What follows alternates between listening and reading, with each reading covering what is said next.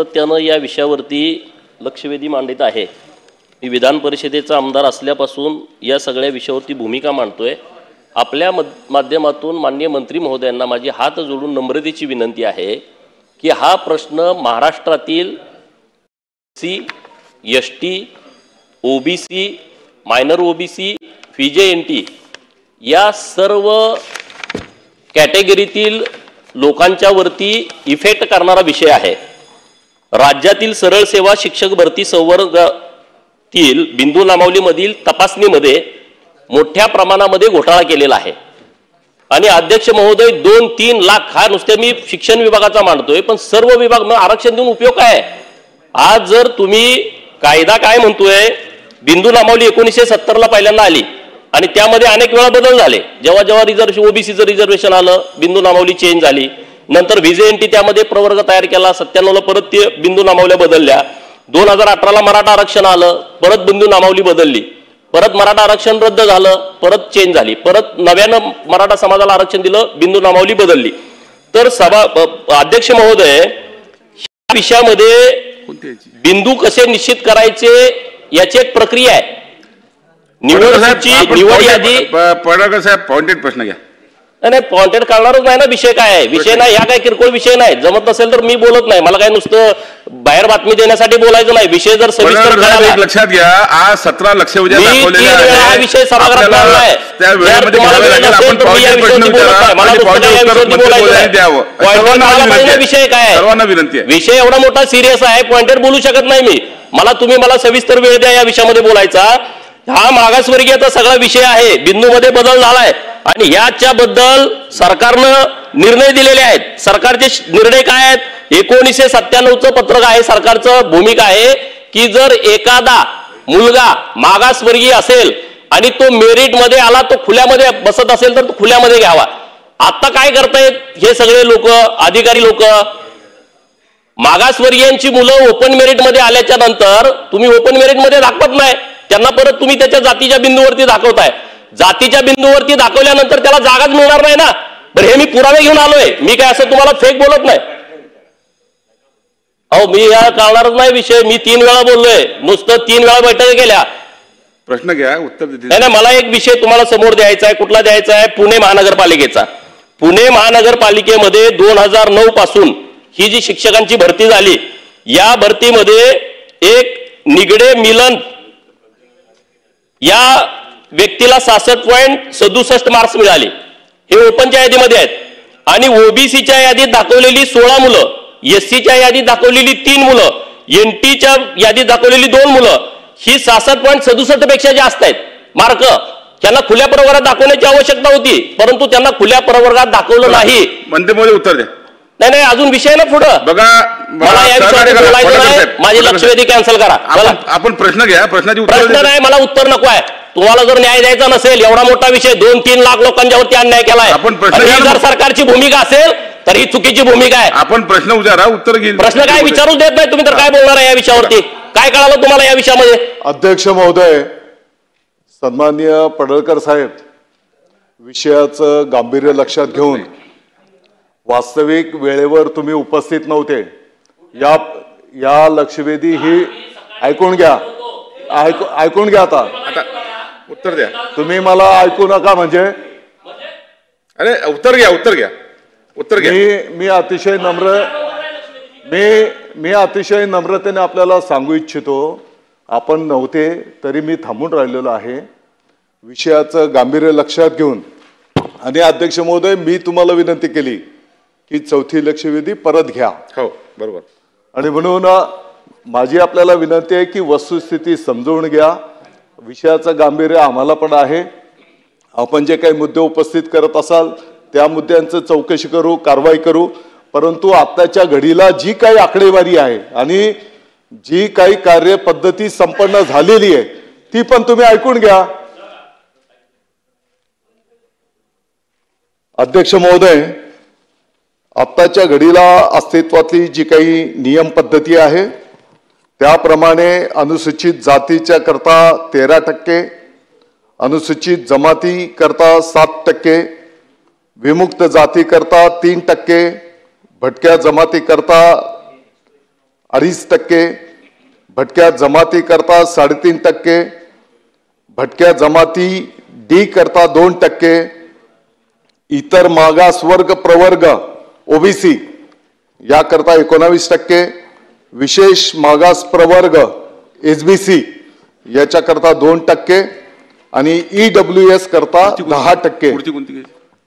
अशा पद्धतीची आरक्षणाची त्या ठिकाणी टक्केवारी आहे आणि त्या पद्धतीने ही भरती संपन्न होते आहे. अध्यक्ष महोदय, ज्या काही नियुक्त प्राधिकारी संस्था आहेत, महानगरपालिकेच्या बाबतीमध्ये आयुक्त महोदय असतील, जिल्हा परिषदेच्या बाबतीमध्ये मुख्य कार्यकारी अधिकारी आणि खाजगी शाळांच्या बाबतीमध्ये संबंधित संस्था या नियुक्त प्राधिकारी म्हणून बिंदू नामावली तयार करून सामान्य प्रशासन विभागाच्या अंतर्गत असणाऱ्या सहाय्यक आयुक्ताच्या माध्यमातून मागासवर्गीय कक्ष यांच्याकडे तपासणी करता पाठविल्या जातात आणि ती तपासणी करून सहाय्यक आयुक्त मागासवर्गीय कक्ष बिंदू नामावली तपासून प्रमाणित केली जाते. ही बिंदू नामावली प्रमाणित करण्याच्या नंतर मग पुढची प्रोसेस त्या ठिकाणी संपन्न केली जाते. अध्यक्ष महोदय, ही पण वस्तुस्थिती आहे की आताचे जी काही आरक्षण टक्केवारी आपल्याला या ठिकाणी सांगण्यात आलेली आहे, या आरक्षण टक्केवारीमध्ये जर मेरिटमध्ये कोण असेल तर तो जनरल मधनं येत असतो आणि त्या पद्धतीनेच त्या ठिकाणी भरती केली जाते. अध्यक्ष महोदय, आत्ताच्या घडीला पहिल्या टप्प्यामध्ये विभागाच्या वतीने जे काही मुलाखतीसह आणि मुलाखतीशिवाय अशी 21,839 पदांची जाहिरात प्रसिद्ध झाली. त्यामध्ये आरक्षित प्रवर्गाची 15,670 व खुल्या प्रवर्गाची 6,169 पदं होती. यामध्ये आरक्षित पदांवर शिफारस झालेले उमेदवार 13,026 असून खुल्या प्रवर्गावर शिफारस झालेले उमेदवार 5,008 आहे. याचा अर्थ असा आहे की कुठल्याही आरक्षित पदावर कोणावरही अन्याय झालेला नाही. उलट पक्षी त्याच्यापेक्षा जास्तीचे उमेदवार त्या ठिकाणी आले, म्हणजे कदाचित बॅकलॉग असेल पाठीमागच्या काळामध्ये. दुसऱ्या टप्प्यामध्ये मुलाखतीशिवाय आणि मुलाखतीसह अशी एकूण 10,856 पदांची जाहिरात प्रसिद्ध झाली होती. त्यामध्ये आरक्षित प्रवर्गाची 8,643, खुल्या प्रवर्गाची 2,213 पदं होती.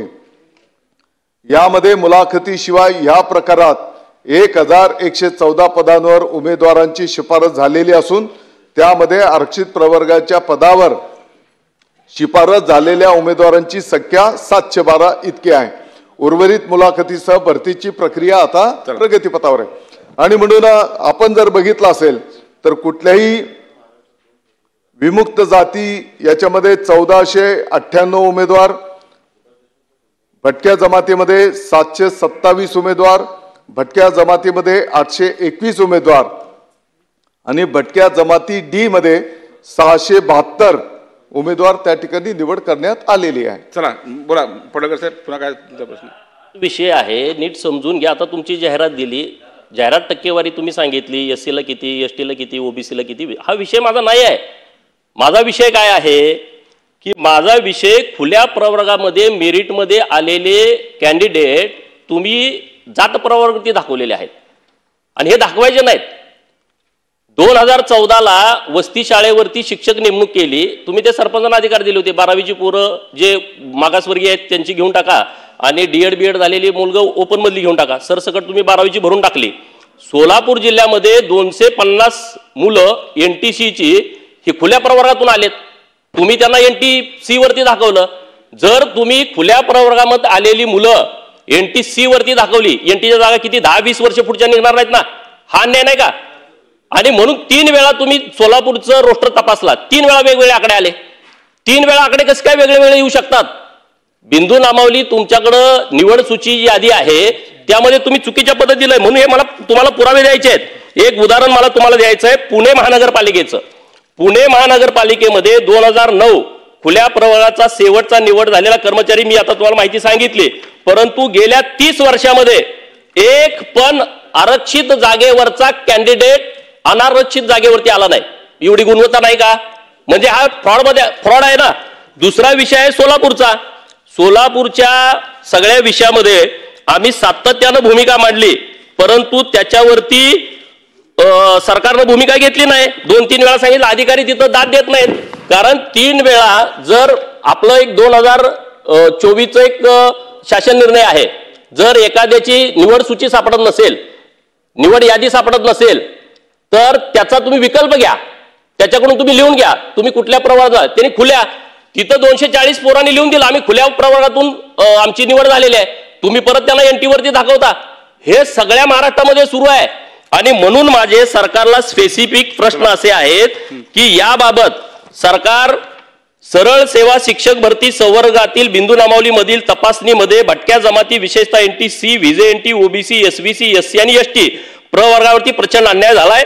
सर्व जिल्हा परिषदा, प्राथमिक, माध्यमिक, मनपा व रयत शिक्षण संस्था, खाजगी शिक्षण संस्थांचे शिक्षक सहवर्गाच्या बिंदू नामावलीची फेर दुरुस्तीचे आदेश देऊन मागासवर्गीयाचा अनुशेष काढून फेर टप्पा 2 मधील भरती प्रक्रिया राबवणार आहात का? हा माझा नंबर 1 चा प्रश्न आहे.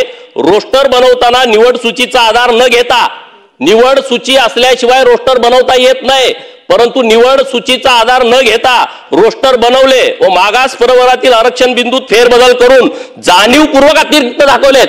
4 जाहिराती आल्या तर तुम्ही त्यांना अतिरिक्त दाखवताय. अरे रिटायर किती झाले, बदल्या किती लोकांच्या झाल्या, हे कशासाठी चालू आहे? म्हणजे हे आरक्षण तुम्ही संपवण्याचा घाट घातला या अधिकारी लोकांनी.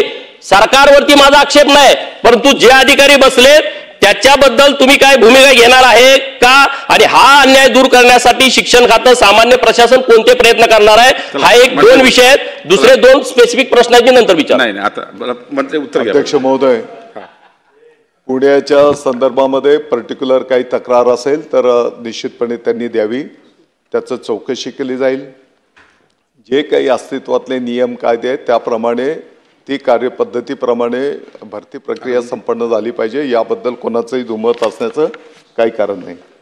अध्यक्ष महोदय, मी आपल्या समोर जी काही माहिती ठेवली त्याच्यामध्ये विमुक्त जातीच्या साठी 1498, भटक्या जमातीच्या साठी 727, भटक्या जमातीच्या साठी 821, भटक्या जमातीच्या साठी डी 672.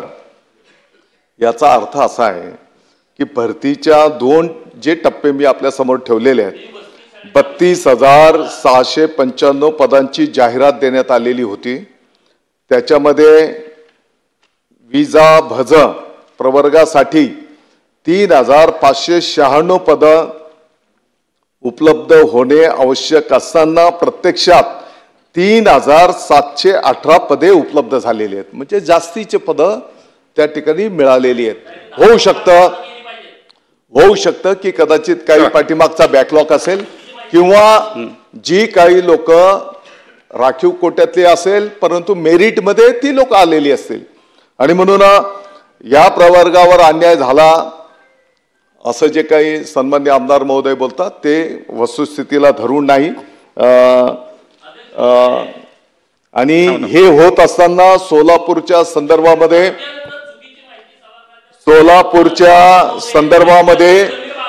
जी काही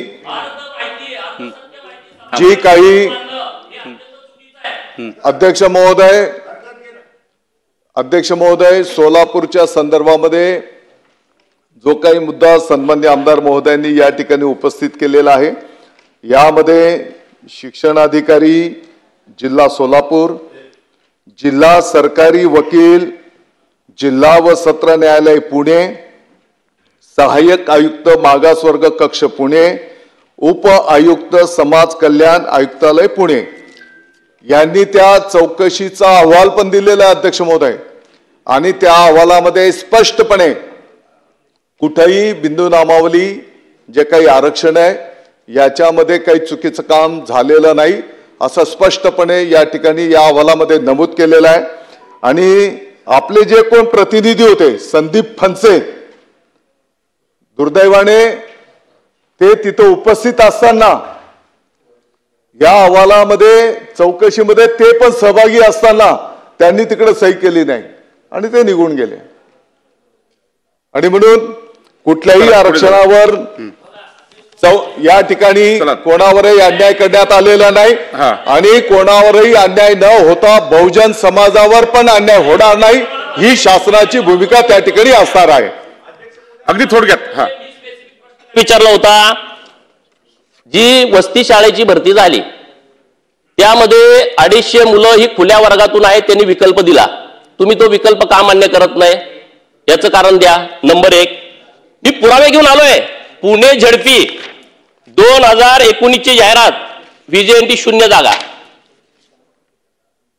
व्हीजेएनटी 0 जागा. 2024 जागा गेल्या कुठं? 2025 काम करा. मंत्री मध्ये एक बैठक आयोजित हे सगळे मुख्यमंत्री महोदयांच्या बैठक घ्या. नाही बघा, नाही मिटेल. एकदा एक बैठक घेऊन हा विषय संपवा. हा विषय अत्यंत सिरियस आहे. माननीय मुख्यमंत्री महोदय. अध्यक्ष महोदय, मी आपल्या समोर जी काही आकडेवारी ठेवलेली आहे त्या आकडेवारीवरून असं दिसतंय की आत्ताच्या घडीला अस्तित्वातलं जे काही आरक्षण आहे, जिथपर्यंत शालेय शिक्षण विभागाचा विषय आहे, यामध्ये कोणत्याही प्रवर्गावर अन्याय झालेला नाही. आणि म्हणून त्यांच्याकडे जे काही पुरावे असतील ते पुरावे दिल्याच्या नंतर त्या संदर्भातले चौकशी त्या ठिकाणी उत्तर ऐका ना गोपीजी, त्या ठिकाणी त्याची चौकशी केली जाईल आणि पाहिजे तर त्यांच्या उपस्थितीत ती चौकशी करायला लावू. चला पुढे जाऊया. लक्षवेधी क्रमांक 8. अध्यक्ष महोदय, लक्षवेधी क्रमांक 8 त्याप्रमाणे अध्यक्ष महोदय